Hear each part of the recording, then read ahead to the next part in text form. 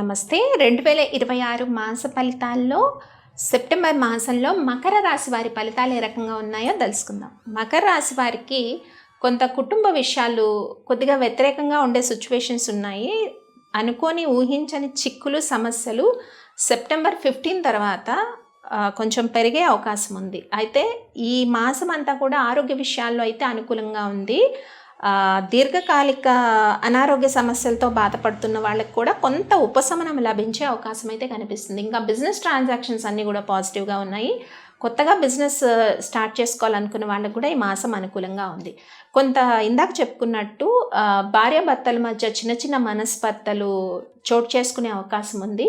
మాట్లాడేటప్పుడు కుటుంబ సభ్యులతో మాట్లాడేటప్పుడు చికాకు కోపం కొంచెం ఎక్కువగా ఉంటుంది. కొద్దిగా అదుపులో పెట్టుకోవడం మంచిది. లేదు మంచిగా మాట్లాడినా కూడా వాళ్ళు అది మిస్అండర్స్టాండ్ చేసుకునే అవకాశం కూడా కనిపిస్తుంది. కాబట్టి ఈ విషయాల్లో జాగ్రత్త తీసుకోండి. ముఖ్యంగా ఇది కొంత గ్రోత్ని ఇండికేట్ చేస్తున్న మంత్ కాబట్టి గర్వం కూడా ఎక్కువగానే పెరుగుతుంది. ఈగో గర్వం అనేది పెరుగుతుంది. కాబట్టి ఎంత ఎదిగినా కూడా ఒదిగి ఉండాలి అన్నట్టు మకర రాశి వారు ఆ విషయాన్ని చాలా జాగ్రత్తగా పాటించాలి.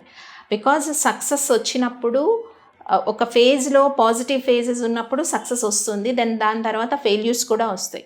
ఫెయిల్యూర్స్ వచ్చినప్పుడు ఎలాగా న్యూట్రల్గా ఉంటామో సక్సెస్ వచ్చినప్పుడు కూడా న్యూట్రల్గానే ఉండాలి. కాబట్టి గతంలో చేసిన మిస్టేక్స్ కానీ ఈగోతో చేసుకున్నవి కొంతమంది స్నేహితుల్ని బంధువుల్ని దూరం చేసుకునే సిచ్యువేషన్స్ ఉన్నాయి. కాబట్టి అన్నిటినీ కూడా న్యూట్రాలిటీ చాలా ఇంపార్టెంట్.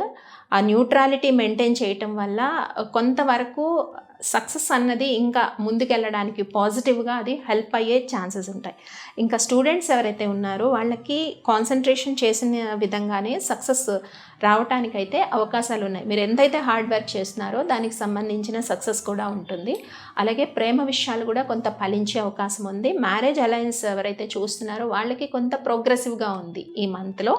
అలాగే స్పెక్యులేషన్ బిజినెస్ చేస్తున్న వాళ్ళకి కూడా కొంత పాజిటివ్గా ఉంది. హౌస్ వైఫ్స్ ఎవరైతే ఉంటారో వాళ్ళు చాలా వరకు అబ్స్ట్రక్షన్స్ని తగ్గించుకొని పాజిటివ్ వేలో ముందుకెళ్ళటానికి వాళ్ళు చేసుకున్న ప్లానింగ్స్ అన్నీ కూడా మెటీరియలైజ్ అయ్యే ఛాన్సెస్ అయితే మకర రాశి వారికి కనిపిస్తున్నాయి. మరి ఈ మాసంలో మకర రాశి వారు శివారాధన చేయటం వల్ల, శివ పంచాక్షరి మంత్రాన్ని పఠించుకోవడం వల్ల ఏదైతే ఈగో వస్తుంది మీకు తెలియకుండా అని చెప్పుకున్నామో ఆ ఈగో అన్నది కొంతవరకు తగ్గి వాస్తవం ఏంటి, సో ఏం కనబడుతోంది మన ముందు, దాంట్లో ట్రూత్ ఎంత ఉంది అన్నది మీరు చూసుకోగలుగుతారు.